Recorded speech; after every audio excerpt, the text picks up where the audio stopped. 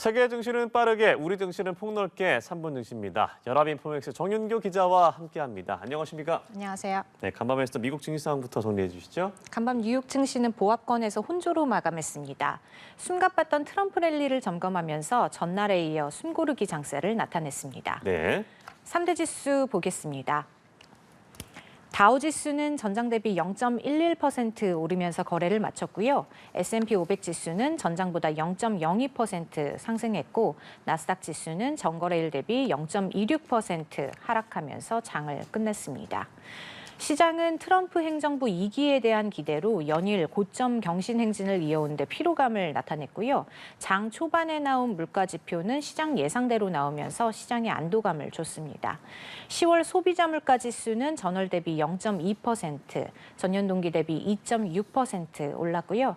변동성이 큰 식음료와 에너지를 제외한 근원 CPI도 전월 대비 0.3%, 전년 동기 대비 3.3% 오르면서 시장 예상에 부합했습니다.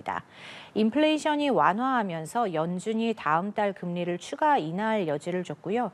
금리 선물 시장에 따르면 12월 연준이 금리를 25bp 낮출 가능성은 82%로 평가됐습니다. 네. 일론 머스크 얘기를 안 할 수가 없을 것 같습니다. 이 최고 경영자가 정부 효율부의 수장으로 지명이 됐는데 이 주가는 강보합세로 마감됐군요. 네, 미국 대선 이후 급등했던 테슬라는 이틀 연속 강보합세로 마감했습니다. 머스크가 트럼프 2기 행정부의 정부 효율부 수장으로 지명됐지만 앞서 머스크가 차기 정부에서 막강한 영향력을 발휘할 거란 기대가 주가에 반영된 만큼 주가는 크게 움직이지 않았고요. 테슬라는 0.53% 상승 마감했습니다.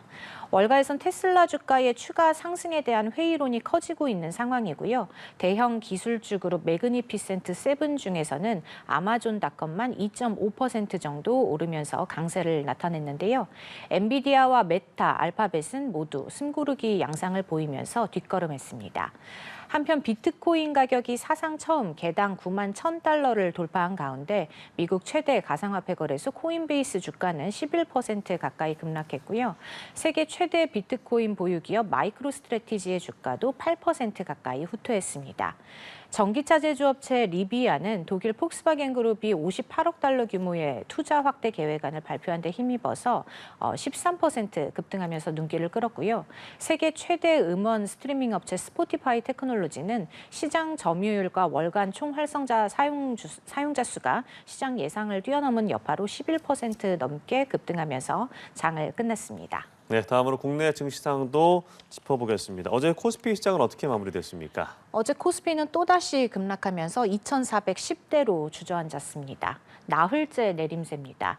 코스피 종가는 전장 대비 2.64% 내린 2,417.08로 집계됐는데요. 작년 11월 이후 1년 만에 가장 낮은 수준을 기록했고요. 네. 외국인이 6천억 원 넘게 순매도하면서 지수를 끌어내렸습니다. 코스피 시가총액은 1,970조 6,600억 원대로 줄면서 지난 8월 5일 블랙먼데이 이후 처음으로 2,000조 원을 밑돌았고요. 시가총액 상위 종목 중에 삼성전자는 장중 5만 500원까지 밀리면서 4년 5개월 만에 최저가로 내려앉았습니다. 삼성전자 주가는 이제 사만전자에 근접하고 있고요. SK하이닉스도 1.5% 하락했습니다.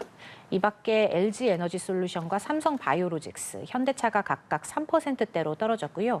유가증권 시장에서 941개 종목 중에 85%에 달하는 803개 종목이 하락했습니다.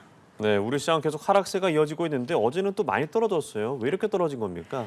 어제 시장 재료는 이전과 동일했습니다. 도널드 트럼프 전 대통령의 당선으로 미국 우선주의가 강화될 것으로 예상되면서 달러 강세와 미국 국채금리 상승이 이어졌고요. 이외에 악재가 특별히 추가되지는 않았는데요. 국내 증시의 하방 압력은 더욱 강해졌습니다. 특히 어제는 원달러 환율이 1,400원 위로 올라오면서 시장 분위기가 악화했는데요. 1,400원은 위기 환율로 불리면서 심리적인 마지노선으로 여겨지곤 합니다. 환율이 1,400원대를 넘어선 건 97년 외환위기와 2007년 금융위기, 2022년 미국발 고금리 충격 이후 어제가 네 번째였습니다. 네. 환율 상승은 증시에서 외국인 이탈을 자극하는 요인이고요. 어제 외국인은 코스피 시장에서 6천억 원 정도를 팔아치웠습니다. 특히 고환율 타격 업종인 석유화학과 항공, 철강 업종은 시나리오 대응에 돌입한 것으로 전해집니다. 네, 어제 고려아연도 큰 폭으로 빠졌는데 유상증자 계획이 철회가 됐다고요? 네, 고려아연은 유상증자 철회에 급락했습니다. 고려아연 주가는 14% 넘게 급락한 98만 1,000원에 거래를 마치면서 100만 원 아래로 떨어졌는데요. 어제 고려아연은 임시 이사회를 열고 2조 5천억 원 규모의 일반 공모 유상증자를 철회하기로 결의했고요.